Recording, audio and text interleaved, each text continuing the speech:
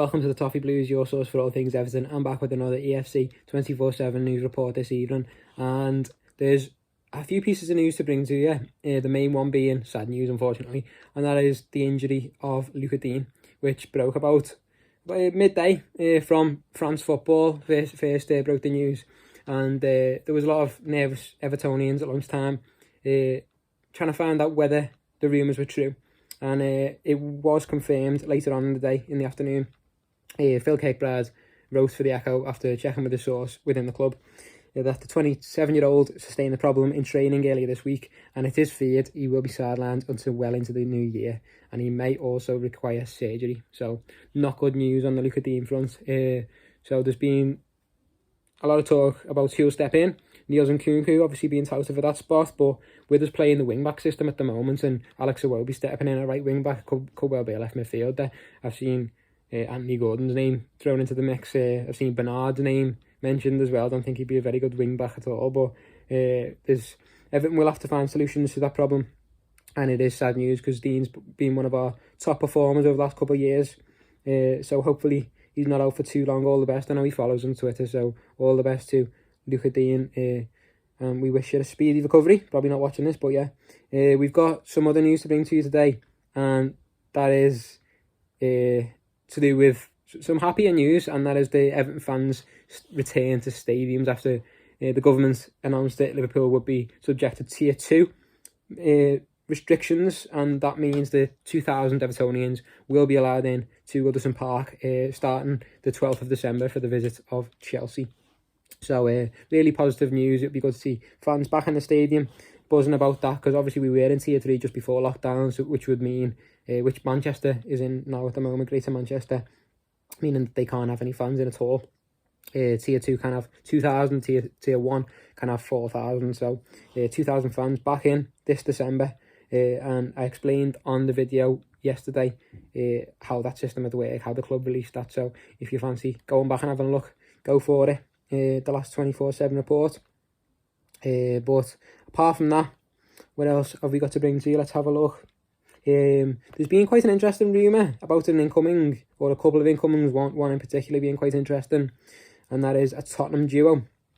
The first one being Paulo Gazzaniga, which I brought to you in the summer about his potential backup goalkeeper before Robin Elson was brought in. It was meant to be Gazzaniga before we couldn't get him in the end, and we've been linked with Gazzaniga once again, as well as another Spurs player, and that is Dele Alli, which is a really interesting one. Football Insider today has reported the club are preparing to keep close tabs on demoted Spurs trio, Dele Alli, Harry Winks, and Paulo Gazzaniga. So another player in there as well, Harry Winks. All three have lost their places in Mourinho's transformed team that sits top of the Premier League. After nearly a quarter of the campaign, Everton are set to concentrate on the low market and cheap deals in the January window. Ali and Winks, both 24, could fit into the former category, while Gazzaniga, 28, may be available for a permanent sale after falling to third choice goalkeeper following the summer arrival of Joe Hart. I don't think Everton are genuinely interested in all three, personally, but two quality players in there certainly, and a backup goalkeeper, although we've got Robin Olsen on loan for the season. So I don't think we'll need them, Gazzaniga, in January. But it's a permanent solution potentially. But yeah, that's a rumour, and I'd leave it at that without saying too much more.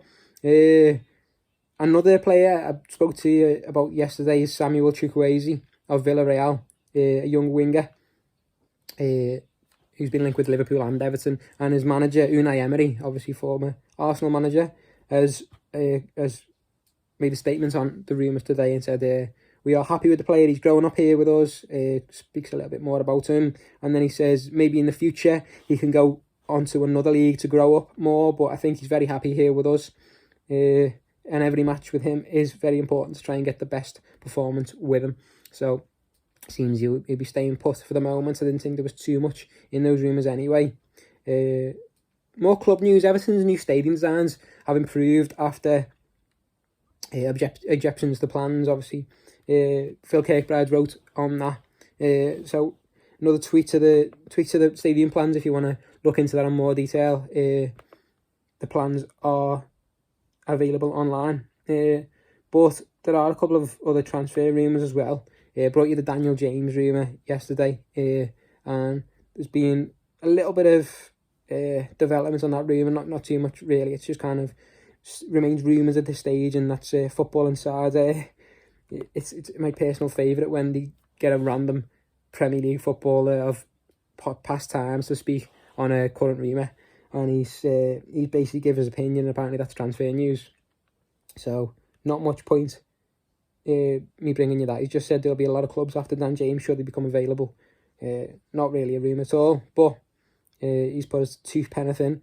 Landon Donovan, obviously it's Thanksgiving, so I know we've got a lot of American watchers, as with very popular presenter Jerry Gibson, of course, and we've got Jacob Ritchie as on the team as well from the US. So happy Thanksgiving to any American watchers, of course. And Landon Donovan spoke with Everton's website today, and he said, "When I walked into Goodison for the first time, I felt so loved and accepted by absolutely everybody. When I received that respect, I give it back in spades. I knew I would run through a wall for any of those people. Leaving after the 2 loans was really hard because I fell in love with the place." And we fell in love with Landon Donovan too, so his fondly remembered loan spells will always stay with us. Now, an interesting one is Jamal Lascelles has revealed to the Getting Messy podcast that he went to the Everton training ground, had a look around when they were interested in signing him quite a few years ago, which is an interesting one. We hadn't really heard too much on that rumour, but he's the player of the famous picture with Dominic Calvert-Lewin where he was saying his breath stinks. But that's all there is to that, really. There's not much more to that. I don't think he'll be coming to Everton anytime soon. One final rumour to bring to you is another one that I've mentioned to you in the last couple of videos, and that is Sami Khedira of Juventus. And Sport Witness, again, cite Calcio Mercato, another Italian outlet, with the article stating Juve wanted to terminate his contract in the last window, but their efforts didn't yield any results. Despite not having enough features for the old lady this season, there's belief the German can still be useful if he's in the right condition. Khedira wants to return to the pitch and is evaluating every possible solution to change clubs, and has a special focus on the Premier League. As per the report, England, which is where his brother Danny, who was also his agent, is focusing on. It's claimed Everton have taken the most important steps towards Khedira, as his experience could make a difference in helping the Merseyside club qualify for the Champions League next season. But that, once again, is just rumour coming out of Italy. So that's pretty much all the news to bring to you out of Everton today. Obviously, a lot of tributes towards Diego Maradona as well. So some sad news, but it's been great to see some of the tributes. And one final piece of club news to bring to you now. I know it's been a longer video than normal. Just breaking this afternoon as well is the news of a couple of fixture changes. There's been quite a few fixture changes for Everton. The Burnley game, Chelsea, Leicester City, Arsenal, Sheffield United and Man City games have all been moved. I bring you a couple of the ones that are the most close to where we are at the moment. So Saturday the 5th of December, Saturday the 5th, Burnley host Everton at 12:30, and that'll be on BT Sport. So that's been moved to an early kickoff on Saturday the 5th.